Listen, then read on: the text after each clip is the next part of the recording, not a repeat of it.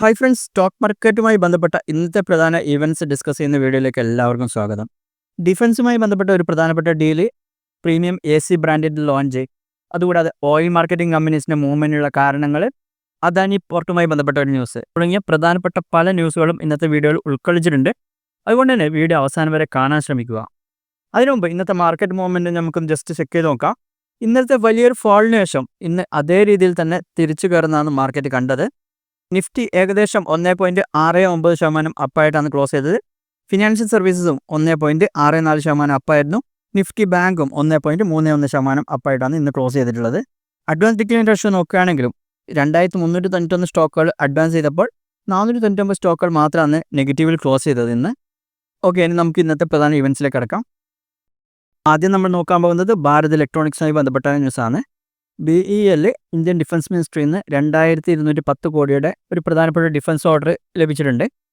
Indian എയർഫോഴ്സിൻ്റെ MI-17 V5 ഹെലികോപ്റ്റേഴ്സിന് electronic warfare system supply ചെയ്യാനുള്ള ഓർഡറാണിത്. ഇതിൽ പ്രധാനമായിട്ട് വരുന്നത് radar warning receiver, missile approach warning system, അതുകൂടാതെ കൗണ്ടർ മെഷർ ഡിസ്പെൻസിംഗ് സിസ്റ്റം ഇവ ഉൾപ്പെടുന്നതാണ്.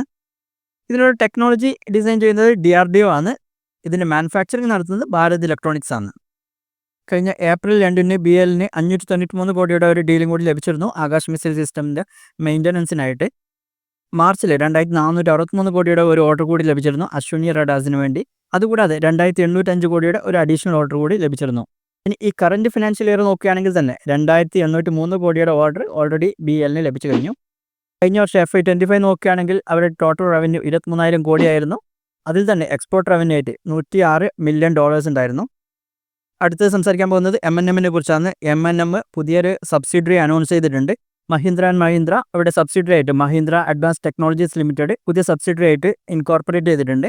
ഒരു 100% ഓൺഡ് സബ്സിഡറി ആയിരിക്കും ഇത്. മാനുഫാക്ചറിങ് ആൻഡ് സെക്യൂരിറ്റി റിലേറ്റഡ് ടെക്നോളജീസിൽ ഫോക്കസ് ചെയ്യുന്ന ഒരു കമ്പനി ആയിരിക്കും ഇത്. ഈ വർഷം ഫെബ്രുവരി 7 തന്നെ ഇതിനുള്ള അപ്രൂവൽ കൊടുത്തിരുന്നു.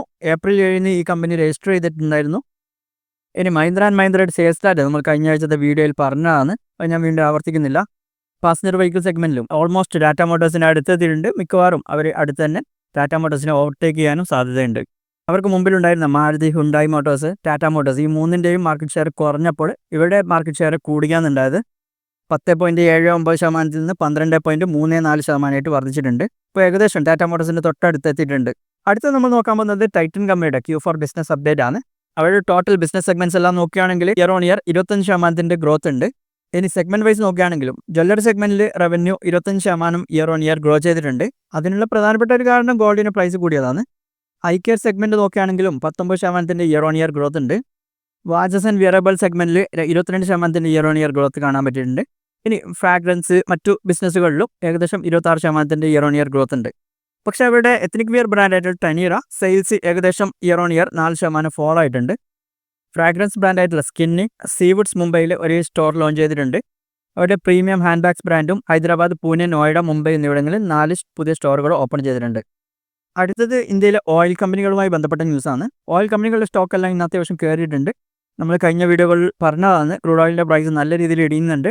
$60 താഴെ പോയിട്ടുണ്ടായിരുന്നു. ഏപ്രിൽ 2021 ശേഷമുള്ള ഏറ്റവും കുറഞ്ഞ റേറ്റിലാണ് ഇപ്പോൾ ക്രൂഡ് ഓയിൽ ഉള്ളത്.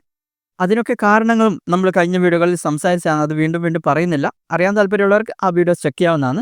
ക്രൂഡിന് വില കുറയുമ്പോൾ ഈ ഓയിൽ മാർക്കറ്റിംഗ് കമ്പനീസിന് പ്രധാനമായിട്ടും അവർ ഇറക്കുമതി ചെയ്യുന്ന ക്രൂഡ് ഓയിലിന് റേറ്റ് കുറയുമ്പോൾ അവർക്ക് സ്വാഭാവികമായിട്ട് അവർക്ക് കൂടുതൽ ലാഭം ഉണ്ടാക്കാൻ പറ്റും. ചീപ്പറായിട്ട് അവർക്ക് ഇമ്പോർട്ട് ചെയ്യാൻ പറ്റും. അതുകൊണ്ട് തന്നെയാണ് ഈ കമ്പനികളിൽ നിന്ന് ഉയർന്നത്. പക്ഷേ അതേ സ്ഥാനത്ത് ONGC അവർക്ക് ക്രൂഡ് ഓയിൽ സെല് ചെയ്യുമ്പോഴാണ് പൈസ കിട്ടുന്നത്. ക്രൂഡ് ഓയിൽ വില കുറയുന്നത് അവരെ നെഗറ്റീവായിട്ടാണ് ബാധിക്കുക. നമ്മൾ ഈ ഓയിൽ മാർക്കറ്റിംഗ് കമ്പനീസിൻ്റെ ഒരു കാറ്റഗറൈസേഷനെ കുറിച്ചൊക്കെ നമ്മൾ മുമ്പ് ഒരു വീഡിയോ ചെയ്തിരുന്നു ചാനലിൽ. നിങ്ങൾക്കത് ചാനലിൻ്റെ പ്ലേലിസ്റ്റിൽ പോയി നോക്കിയാൽ കാണാൻ പറ്റുന്നതാണ്. ക്രൂഡ് ഓയിലിൻ്റെ സെപ്പറേറ്റ് പ്ലേലിസ്റ്റ് ഉണ്ട്, അതിൽ നോക്കിയാൽ കാണാൻ പറ്റുന്നതാണ്. നിങ്ങൾക്ക് അത് ചാനൽ സെർച്ച് ചെയ്ത് നോക്കിയാൽ കാണാൻ പറ്റുന്നതാണ്. ഓയിൽ മാർക്കറ്റിംഗ് കമ്പനീസ് പല കാറ്റഗറിയിലായിട്ട് തിരിച്ചിട്ടുണ്ട്. അടുത്തത് അദാനി പോർട്ടുമായിട്ട് ബന്ധപ്പെട്ട ഒരു ന്യൂസാണ്. അദാനി പോർട്ട് അവരുടെ ശ്രീലങ്കയിലെ Colombo west international terminal operation start ചെയ്തിട്ടുണ്ട്. $800 മില്യൺ ഒരു ഇൻവെസ്റ്റ്മെൻ്റ് ആയിരുന്നു അത്. അദാനി പോർട്സ്, ശ്രീലങ്കയിലെ ജോൺ കീൽ ഹോൾഡിങ്സ്, ശ്രീലങ്കൻ പോർട്ട് അതോറിറ്റി ഇവർ 3 പേരുള്ള പാർട്ട്ണർഷിപ്പ് ആയിട്ടുള്ള ഒരു വെഞ്ചറാണിത്.